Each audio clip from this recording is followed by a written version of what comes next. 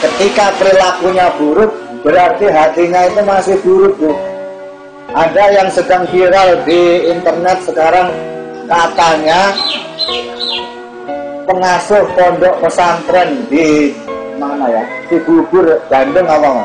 Di Cibiru Bandung menghamili 12 santrinya. Tapi Bu, perlu diketahui bahwasanya media-media itu sebenarnya salah. Di situ itu bukan pondok pesantren, itu hanya boarding school. Boarding school itu sekolah berasrama. Maka saya lihat di situ gambarnya SCPP, entah ada apa lagi lah.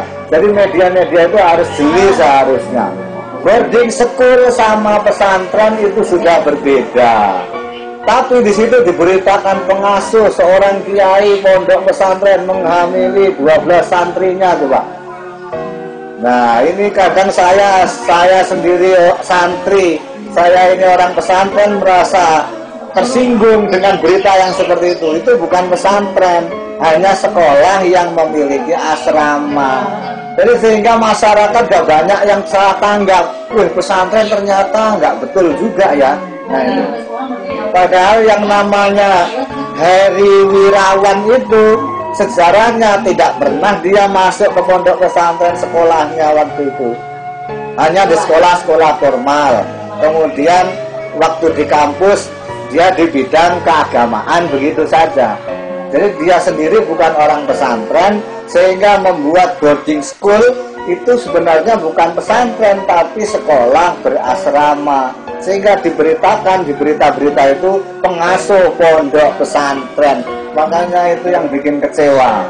Nah, jadi perilaku yang keluarnya jelek itu juga dari hati yang belum bagus.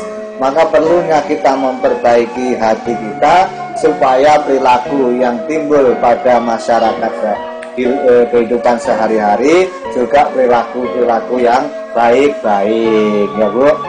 Memang yang nama surga kita gitu, sebagai orang tua gitu, masa sampai ada anaknya melahirkan nggak tahu.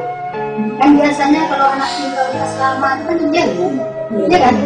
Saya pikiran saya kayak gitu, masa ya? Kenapa sekali bulan nengok anak, liburan ini bukan anak, masa orang tuanya nggak tahu, anaknya begitu. Dan anak pun yang benar, ya kan? Yang cara berpikir itu.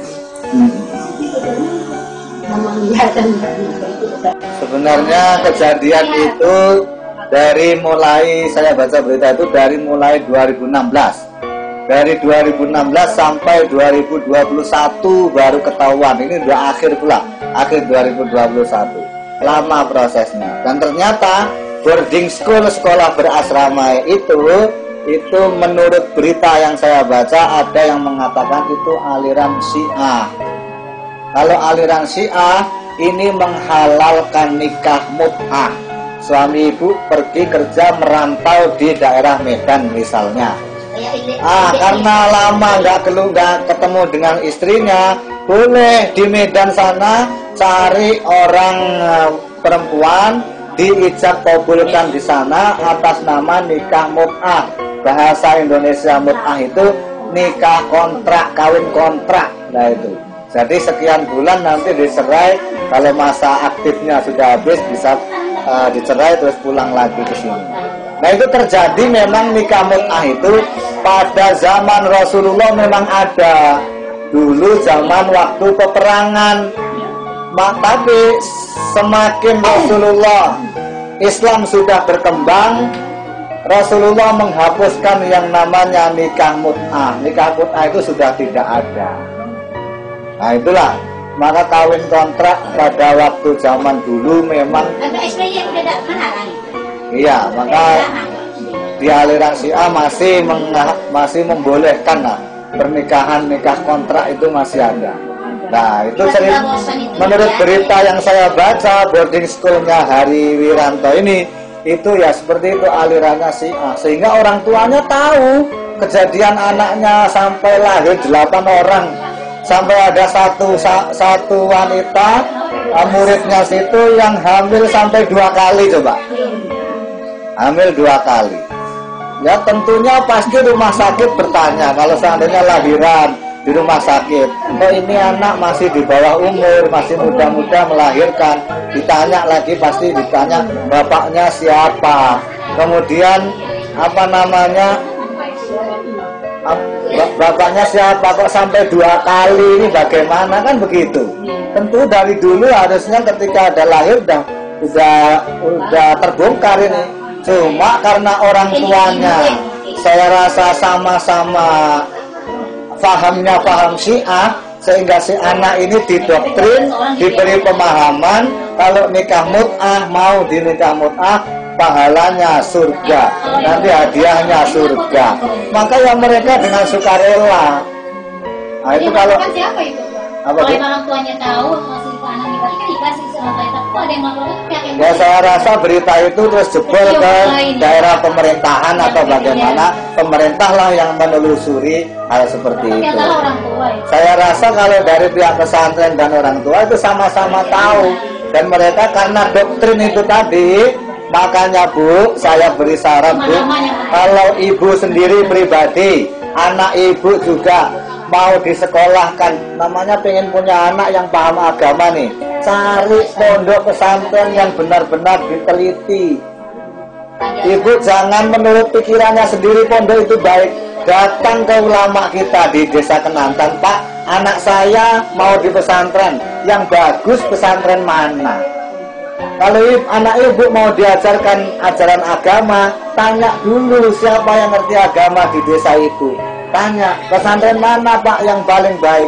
Nanti asal-asal saja ibu memasukkan anaknya di pondok pesantren, ya terjadi nanti pulang-pulang wirid tahlil haram. Tuh. Doa 7 hari haram, coba. Bid'ah. Kalau ada bahasa bid'ah. Nah, walaupun ibu kadang-kadang ibu sendiri pengen memperdalam ilmu agama, akhirnya datanglah ke sebuah pondok pesantren.